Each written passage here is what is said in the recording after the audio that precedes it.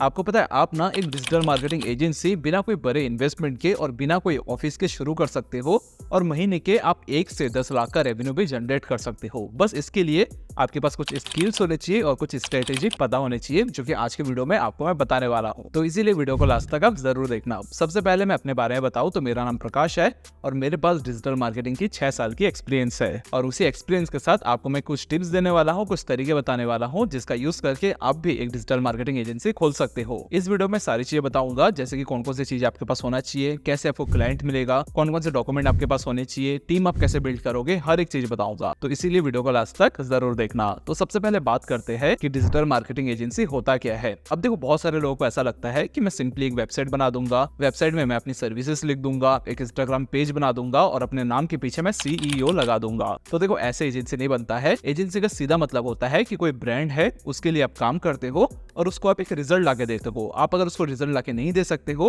तो आपका digital marketing agency नहीं है। आप सिर्फ गेम खेल रहे हो, आप सिर्फ टाइम पास कर रहे हो। ठीक है, तो सिंपल सी बात है कि कोई कंपनी है, उसके लिए आप काम करोगे, उसको आप एक्चुअल में पॉजिटिव रिजल्ट ला के दोगे। अगर आप ला दे पा रहे हो तभी एक आप अच्छे डिजिटल मार्केटिंग एजेंसी कहलाओगे। और इसके लिए आपके पास कुछ चीजें होनी चाहिए। सबसे पहले बात करते हैं स्किल की। सबसे पहले आप स्किल क्लियर करो। आप अगर एक डिजिटल मार्केटिंग एजेंसी खोलते हो तो ये बहुत ज्यादा जरूरी है कि आपके पास एक अच्छा स्किल हो। कोई फील्ड में हो सकता है, मतलब डिजिटल मार्केटिंग के अंदर भी बहुत सारे फील्ड होते हैं। SEO हो गया, एड्स रन हो गया, तो इसमें से कोई एक चीज में आपकी अच्छी स्किल होनी चाहिए, अच्छी पकड़ होनी चाहिए। क्योंकि तो क्लाइंट को ना फर्क नहीं पड़ता कि उसके लिए आप दिन की एक पोस्ट कर रहे हो या फिर महीने की आप एक पोस्ट कर रहे हो, उनको तो रिजल्ट चाहिए। आप अगर रिजल्ट लाके दे पा रहे हो तो ही आप उनके लिए प्रॉफिटेबल हो, अदरवाइज वो आपसे बात भी नहीं करेंगे। तो स्टार्टिंग दिनों में आप एक अच्छी स्किल सीखो, एक अच्छी स्किल मैप पकड़ करो। उसके लिए आप फेसबुक या फिर गूगल एड सीख सकते हो, सोशल मीडिया मैनेजर बन सकते हो, लीड जनरेशन करना आप सीख सकते हो, सर्च इंजन ऑप्टिमाइजेशन सीख सकते हो, या फिर एनालिटिक्स या फिर AI ऑटोमेशन आप सीख सकते हो। आज के टाइम ऐसे बहुत सारे ऑफिसेस है जिसको अपने पूरे काम को ऑटोमेशन करना है, तो उनको आप एजेंसी बन के ये सर्विस प्रोवाइड कर सकते हो। तो इसमें से किसी एक चीज में आप अच्छी पकड़ कर सकते हो और उसका सर्विस आप दे सकते हो। लेकिन सवाल ये आता है कि ऐसा डिजिटल मार्केटिंग एजेंसी आप कौन कौन सी सर्विस दे सकते हो, तो उसके ऊपर भी हम थोड़ा सा बात करते हैं। तो देखो, आप अगर एक डिजिटल मार्केटिंग एजेंसी खोलते हो तो आप मल्टीपल सर्विसेज दे सकते हो, बट कोशिश करना कि स्टार्टिंग टाइम में आप एक या फिर दो, उससे ज्यादा आप सर्विस मत दो। उसके पीछे रीजन क्या है आगे आपको बताने वाला हूँ। कौन कौन सी सर्विस आप दे सकते हो वो भी आपको बता देता हूँ। आप गूगल एंड फेसबुक एड्स की सर्विस दे सकते हो, उसी के साथ लीड जनरेशन का सर्विस दे सकते हो। जैसे कोई रियल एस्टेट कंपनी है, उसके लिए आप लीड्स लाके दे रहे हो, तो ये सर्विस भी आप दे सकते हो। या फिर सोशल मीडिया मैनेजर का सर्विस भी आप दे सकते हो। जैसे कोई ब्रांड है, उसके जितने भी सोशल मीडिया है वहाँ पर डेली पोस्ट करना, कोई फेस्टिवल आ रहा है तो उसका पोस्ट करना, वो कोई ऑफर नया निकाल रहा है तो उसका पोस्ट करना, डिजाइनिंग से लेके डिस्क्रिप्शन तक हर चीज आपको बना के देना है, तो ये सर्विस भी आप दे सकते हो। उसी के साथ AI ऑटोमेशन की सर्विस आप दे सकते हो, जिसके बारे में मैंने अभी आपको बताया हुआ है। उसी के साथ आप वेबसाइट डिजाइनिंग सर्विस भी दे सकते हो। डिजिटल मार्केटिंग एजेंसी के अंदर ये सर्विस भी आज के टाइम इंक्लूड होता है। आप चाहो तो किसी भी क्लाइंट के लिए वेबसाइट बना के आप दे सकते हो, तो ये सर्विस भी आप इसी के अंदर डाल सकते हो। तो सबसे पहले कोशिश करना कि 1 से 2 चीजों पे ध्यान दो। हर सर्विस अगर आप देते रहोगे तो 10 टाइप का कस्टमर आपके पास आएगा, आप खुद कंफ्यूज हो जाओगे, किसी एक चीज में आपकी पकड़ नहीं बनेगी। तो हमेशा कोशिश करना कि स्टार्टिंग में 1 से 2 सर्विस ही दो, क्योंकि देखो, आप अगर ज्यादा सर्विस दोगे तो आपको हायरिंग भी ज्यादा करना पड़ेगा, पैसा भी ज्यादा लगाना पड़ेगा, क्लाइंट के लिए इधर उधर बहुत ज्यादा घूमना पड़ेगा। तो स्टार्टिंग टाइम में आपको ये नहीं करना है। सीधा रखो, सिंपल रहो, 1 से 2 सर्विस दो, उससे ज्यादा सर्विस मैं नहीं दूंगा, सीधा बोल दो। उसी के साथ एक चीज आपको और ध्यान में रखना है, वो ये है कि आपको एक सेक्टर चूज करना है। बहुत लोग ऐसे हैं जो सोचते हैं कि मैं सबको सर्विस दूंगा, यानी कि मैं डॉक्टर को भी सर्विस दूंगा, रियल एस्टेट वाले का भी प्रोजेक्ट ले लूंगा,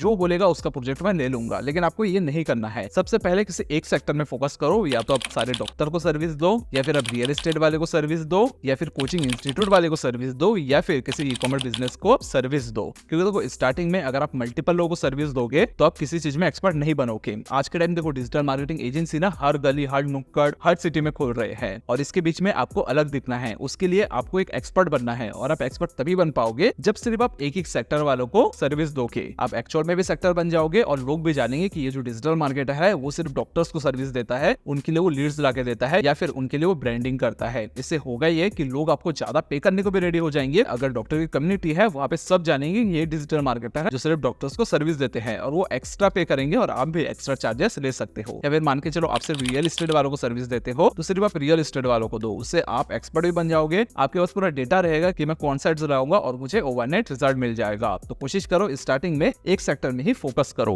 लेकिन एक डिजिटल मार्केटिंग एजेंसी को दिक्कत ये होती है कि उनको क्लाइंट नहीं मिलता। तो क्लाइंट कैसे ढूंढेंगे, चलिए ये भी बताते हैं। तो देखो, जब आप क्लाइंट ढूंढ रहे हो तो आप 3 तरीके से क्लाइंट ढूंढ सकते हो। सबसे पहला है फ्रीलांसिंग प्लेटफॉर्म। आप फ्रीलांसिंग प्लेटफॉर्म में जाओ, जाके वहाँ पर अपना रजिस्ट्रेशन करो, अपना लिस्टिंग करो, वहाँ से आपके पास बहुत सारे क्लाइंट आ जाएंगे। वहाँ पे आप लिख दो कि मैं सिर्फ ई-कॉमर्स वाले को ही सर्विस देता हूँ, या फिर मैं ये सर्विस देता हूँ, सिर्फ इन्हीं को दूंगा। ये चीज आप क्लियर लिख दो, वहाँ से बहुत अच्छे क्लाइंट्स आपको मिल जाएगा। वो छोड़ के एक दूसरा तरीका भी है जो कि है इंस्टाग्राम एंड लिंक्डइन। आप इंस्टाग्राम में जा सकते हो, अपना सारा प्रोफाइल बना सकते हो और वहाँ से भी आपको बस अच्छे खासे क्लाइंट मिल जाएगा। आपको बेसिकली रील बनाना है, वहाँ पे आपको मार्केटिंग करनी है। वो छोड़ के आप लिंक्डइन में भी जा सकते हो, वहाँ पर सारे सीईओ रहते हैं, सारे बिजनेस ओनर्स रहते हैं, तो उनको जाके अप्रोच कर सकते हो। देन है तीसरा मेथड जो कि है कोल्ड आउटरीच, यानी कि आपको लोकल बिजनेस से ढूंढना है, उनको आपको व्हाट्सएप करना है, अपने सर्विस के बारे में आपको बताना है। वो छोड़ के आप उनको मेल करोगे, या फिर आप अगर उनके घर तक जा सकते हो, उनके ऑफिस तक जा सकते हो, तो आपको वहां तक जाना होगा और जाके आपको उनको अप्रोच करना होगा। तो वहां से भी आपको बहुत अच्छे लीड्स मिल जाएगा। एक तरीका और है एड्स रन करना, बट देखो स्टार्टिंग में आप हसल करना, स्टार्टिंग में एड्स रन मत करना। पहले समझो कि कस्टमर को क्या चाहिए, क्लाइंट्स को क्या चाहिए, जाके बात करोगे, 2 रात वो आपको मारेगा, 2 बार ढकेलेगा, उसके बाद चीज आपको समझ आएगा कि आखिर उसको चाहिए क्या, उसकी परेशानी क्या है, और उसके अकॉर्डिंग फिर आप एड्स रन करो। स्टार्टिंग टाइम में आप एड्स रन करोगे, आपके पास लीड्स भी आएगा, आप कॉल भी करोगे, वो आपसे सर्विस नहीं लेगा। पहले जाके आप आउटरीच करो, आपको एक बार शक्ल दिखेगा, देन जब एड रन होगा और उसको एड दिखेगा, फिर वो आपके पास आएगा। तो ये चीजें आपको करना होगा। तो अब बात करते हैं टीम बिल्डिंग की। देखो, आप अगर एक एजेंसी खोल रहे हो तो आपके पास एक सॉलिड टीम होना चाहिए, लेकिन इस चीज का ध्यान रखना कि स्टार्टिंग दिन में ही आप टीम मत हायर कर लो। पहले हसल करो, पहले तो आप चीजें सीखो। आप जब चीजें सीख गए हो, आप क्लाइंट का काम लो, काम लेके काम करो। जब देखो ये काम सही से हो रहा है, सही चीज आपको समझ आ गई है, देन जाके आपको हायरिंग करना है। स्टार्टिंग टाइम में आप हायरिंग करोगे तो आपको दिक्कत हो सकती है। सेकंड चीज जो आपको देखना है वो है, जब आप हायरिंग कर रहे हो तो आप फ्रेशर को मत लो, आप एक्सपीरियंस बंदे को लो। आप अगर फ्रेशर को लोगे तो वो आपका सिर पीटेगा, आप उसका सिर पीटोगे, काम आगे नहीं बढ़ेगा। आपको एक्सपीरियंस बंदे को लेना है, एक्सपीरियंस बंदा आएगा, काम करेगा, घर जाएगा, और आप भी फ्री रहोगे। आप नए क्लाइंट एक्वायर कर पाओगे, फिर अपने बिजनेस को कैसे बड़ा करोगे उसके ऊपर आपका ध्यान चला जाएगा।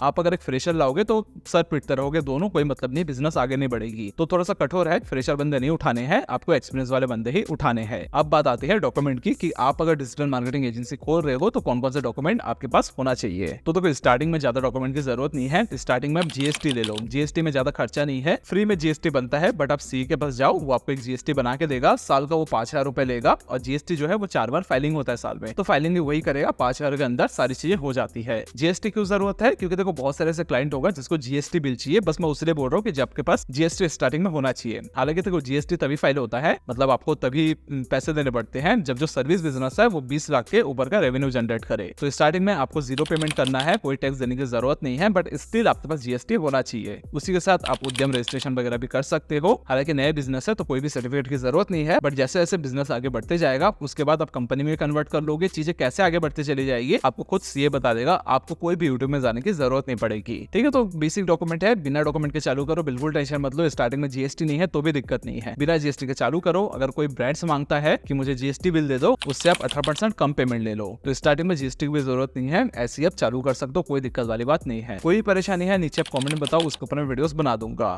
एक चीज देखो, वीडियोस में बहुत सिंपल रखता हूँ, ज्यादा चीजें मैं इस वीडियो में इंक्लूड नहीं करता हूँ, क्योंकि देखो वीडियो में बहुत सारी चीजें बता दूंगा, फिर उसके बाद आप चालू ही नहीं करोगे, बोलोगे यार इतनी सारी चीजें लगती है, हटाओ यार कौन झंझट में पड़े। तो कुछ ऐसा सोचना नहीं है, चालू करो, चीजें ऑटोमेटिक बनते जाती है। ठीक है, बाकी कुछ आपको और जानना है तो हमारी व्हाट्सएप की एक कम्युनिटी लिंक है, वहां पर भी चले जाओ, वहां पर जाके ज्वाइन कर लो, वहां पर मैं चीजें शेयर करते रहता हूँ। साथ ही साथ मेरे इंस्टाग्राम का एक पेज है thedigitalschool.io, वहां जाकर फॉलो कर लेना, नए नए कंटेंट्स आ रहे हैं तो वो भी आपके लिए हेल्पफुल होगा। तो मिलेंगे हम नए वीडियो में नए टॉपिक के साथ, तब तक अपना ख्याल रखना, बाय, टेक केयर।